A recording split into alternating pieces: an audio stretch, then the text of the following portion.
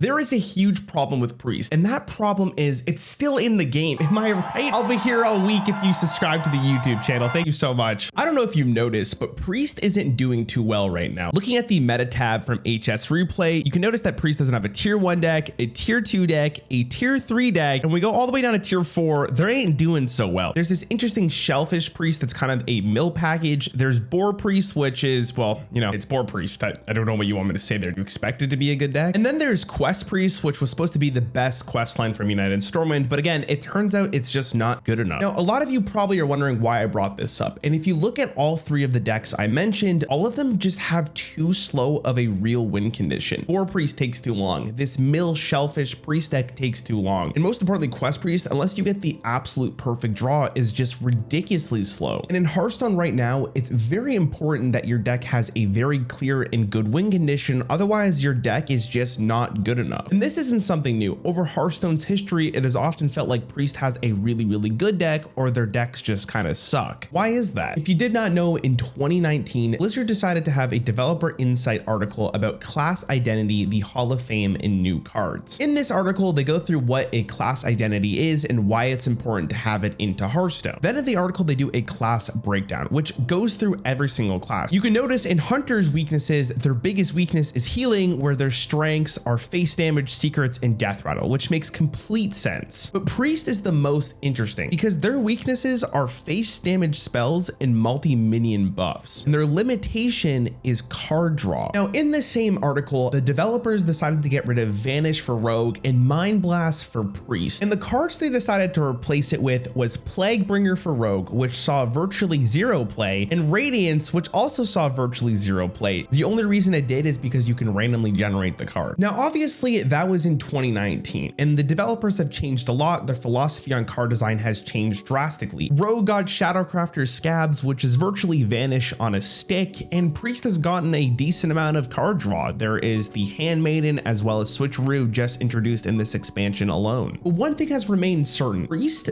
doesn't really get direct damage. They got Void Shard in United and Stormwind, but that's basically it. And this is where I think Priest's biggest problem lies. They either win by getting a huge board and cheating a bunch of mana like we saw with Switcheroo, or they just kind of die because they don't do anything. Priest's biggest advantage in Hearthstone is using the ability to get value from their hero power and generating a ton of resources, but resources don't really matter if you're just going to end up dying. We also saw in United and Stormwind that Blizzard took a different approach to Priest by making it a pretty aggressive class with Shadow Priest, and it was really awesome to see Priest in a different light. You get it? Because Oli and chat, that deck was just a different version of Priest, of just being a super aggressive aggro deck to hopefully kill your opponent before they stabilize. And the deck was really good because of Void Touch Attendant. That card made the deck extremely powerful, but that's not the classic Priest that we know and love. I mean, love is an overstatement. It was just a aggro deck. When you look at Priest win conditions after they removed the idea of direct damage from Priest, there was the Resurrect Priest from Rise of Shadows, there was the Combo Priest from Savers of Uldum, and then after that, it was just infinite value. We got the Galakron Priest, which if you don't remember playing against that, was just Priest infinitely generating minions. The idea of a slow value Priest was pretty much its identity until Skullman's Academy, where we were introduced to Mind Render Elucia. And Mind Render Elucia, as much as people hated that card, was basically the only real win condition Priest got for quite some time, because that was the only thing that you had against a combo deck. Other than that, Priest's win conditions were just ridiculously slow, which led Priest into a very weird win condition of, did I draw Elucia or did I not? And it's funny that this card ended up being nerfed because of what it did in the Shadow Priest from United and Stormwind, not because of Control Priest. Speaking of Control Priest, there's one deck I did miss, which was in Forged in the Barrens. This is where Priest had a really good selection of randomly generated cards. The fact that you can use Renew to generate another Renew, palm reading was in the game. Basically, Priest was a very good control deck because of the amount of cards and resources that they could randomly generate. So I went back in time to look at Hearthstone Classic to see what Priest was like, and it turns out that Priest was absolutely garbage, because in Hearthstone Classic there wasn't really a win condition for Priest. Basically, Priest was, please don't kill me, I don't do anything, but I'm pretty good against aggro decks. When you look at Warrior and Warlock and other control archetypes, and they had a real win condition. And if you go play Hearthstone Classic right now, Priest is unplayable, and Vicious Syndicate says it really well. Priest has no redeeming qualities. A control Soul Priest running Prophet and Mind Blast puts on a brave fight, but is doomed to be stuck in tier 4. And if you go look at their tier list for Hearthstone Classic, you may notice that the only priest deck that actually makes it on the tier list is the last deck in tier 4 with a 43% win rate. Maybe that's why a lot of people enjoyed Hearthstone Classic, was because, well, priest wasn't a playable class, am I right? After going through Hearthstone Classic, I went through the entire history of Hearthstone when it comes to priest. Basically what I found out is that when priest is one of the best classes in the game, Hearthstone just didn't seem as fun. Unless you're a priest player, which would make total sense that you would enjoy the game, but for a lot of people, priest is not an enjoyable class to go against. When Res Priest was a good deck, do you think the average Hearthstone player was having a good time against it? In Forge and the Barons, when priest was the best class in the game, do you think people had fun against it? Absolutely not. It was miserable to play against. That got me thinking, when a priest deck is very popular and good, a lot of people who don't play priest think it's for the wrong